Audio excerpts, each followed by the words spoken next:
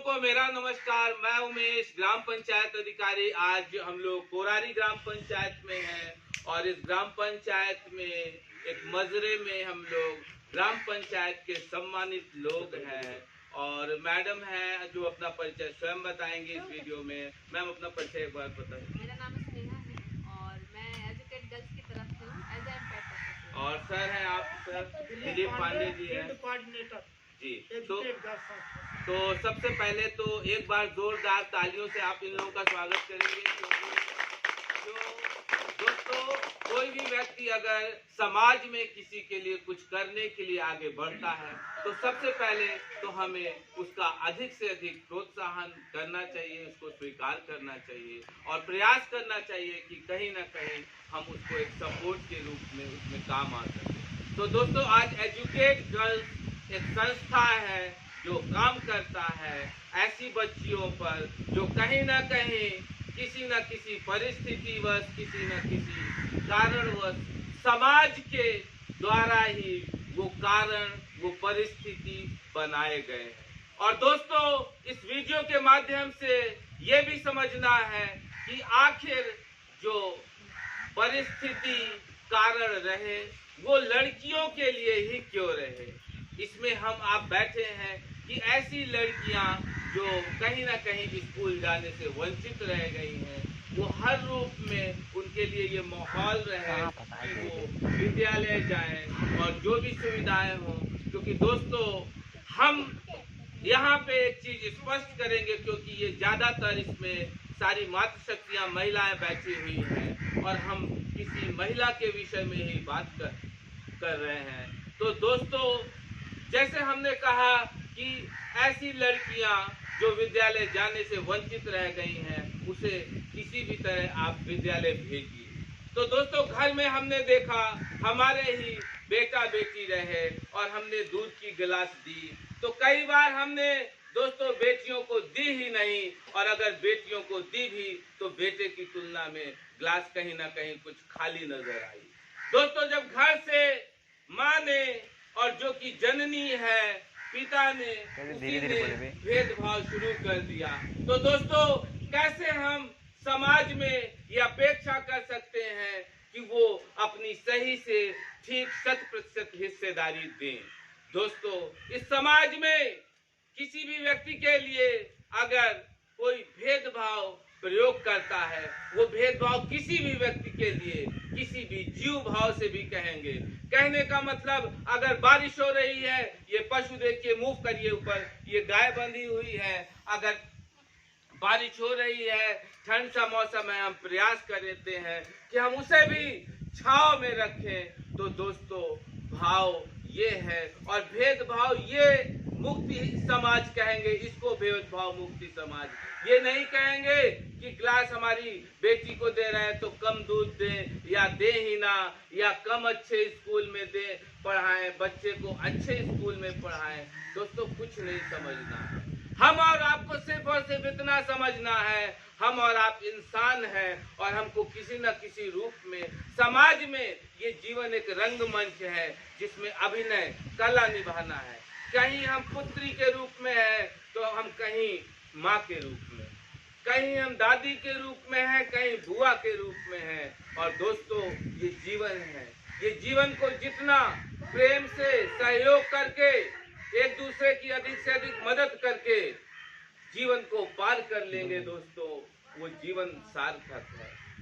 और आप देखिए प्रयागराज से ही सटा हुआ जो कि पहले इलाहाबाद कहलाता था, कौशाम्बी जनपद है, आपके 2 स्टाफ वहां से आए हैं और आप लोगों को एक संस्था के माध्यम से जो ये कमियां हैं कि समाज में बेटियां कहीं ना कहीं शिक्षा से वंचित हो रही हैं, उसको वो जो अवरोध है वो दूर हो सके, इसमें हमें और आपको भागीदारी निभाना है। जब हम घर से ही दोस्तों समानता का व्यवहार करेंगे, और दोस्तों आपने देखा भी है कई बार कुछ लोग कहते भी हैं कि हमारे बुरे वक्त में हमारी बेटियां ही हमारी मदद करती हैं।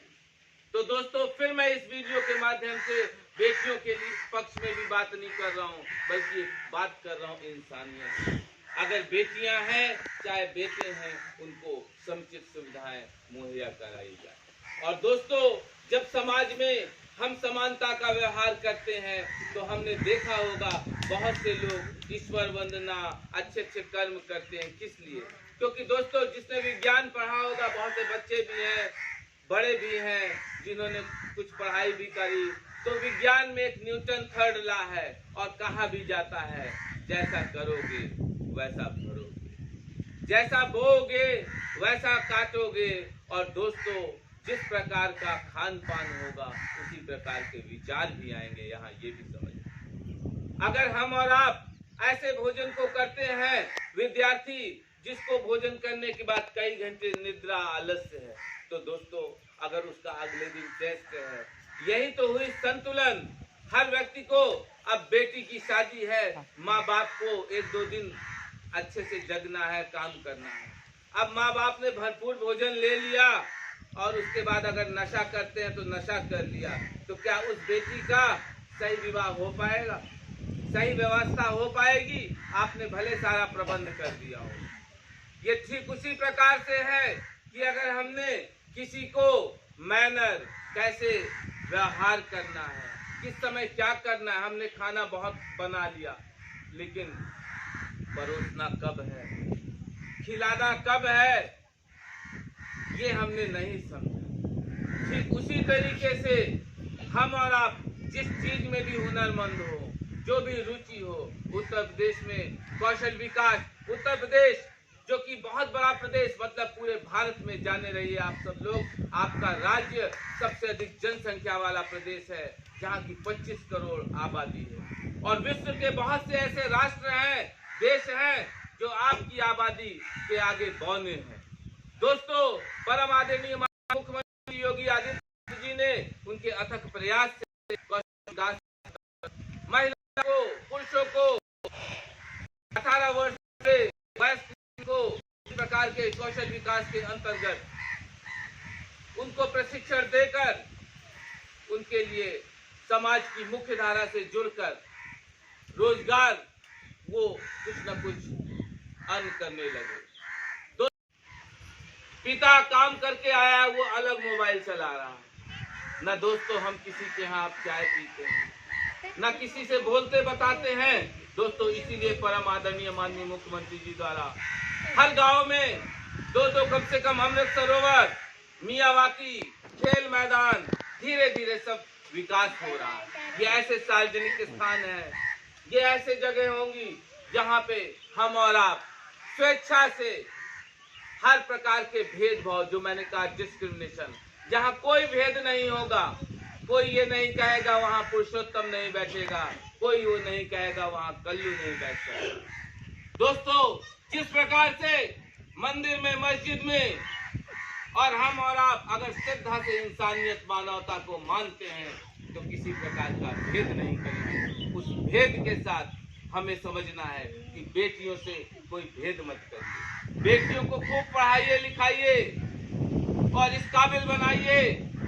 और दोस्तों, आप सब भी जानते हैं, अभी कुछ 2-3 वर्ष पहले ही परम आदरणीय माननीय प्रधानमंत्री जी, परम आदरणीय माननीय मुख्यमंत्री जी के निर्देशन में, अगुवाई में, प्रयागराज के परेड ग्राउंड में वृहद स्तर पर माताओं का, बहनों का, विभिन्न प्रकार के जो संगठन थे, स्वयं सहायता समूह, उनसे जुड़ी महिलाओं का सत्कार, अभिनंदन, स्वागत किया गया।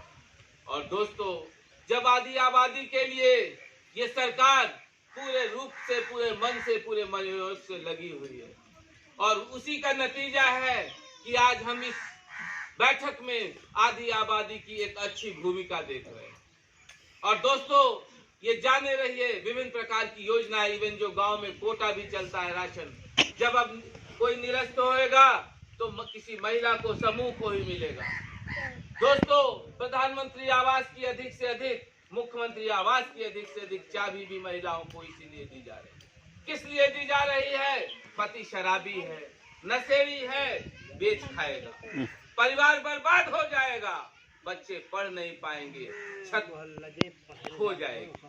दोस्तों नशा वो दलदल है, इसलिए हमें समय समय पर स्कूल के विद्यार्थियों के द्वारा भी गांव में रैलियां निकालनी चाहिए। इसको त्याग दो, इस जहर को त्याग दो।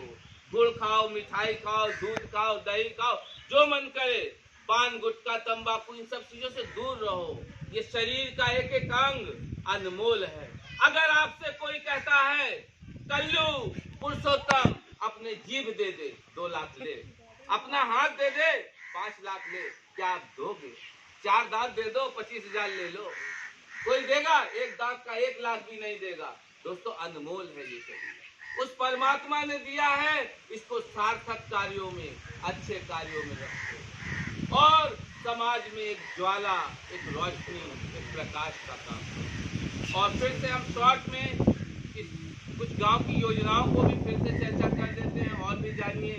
देखिए गांव में जो कि बहुत सारी योजनाएं ये है कि सबसे पहले आप समूह बनाइए और आप अपने गांव में ही एक ऐसा आपके यहाँ अच्छा अस्पताल की सुविधा हो, आपके यहाँ जो बच्चा कुछ पढ़ना लिखना सीखना चाहे उसको वही ना अवेलेबल हो जाए एक छत के तहत।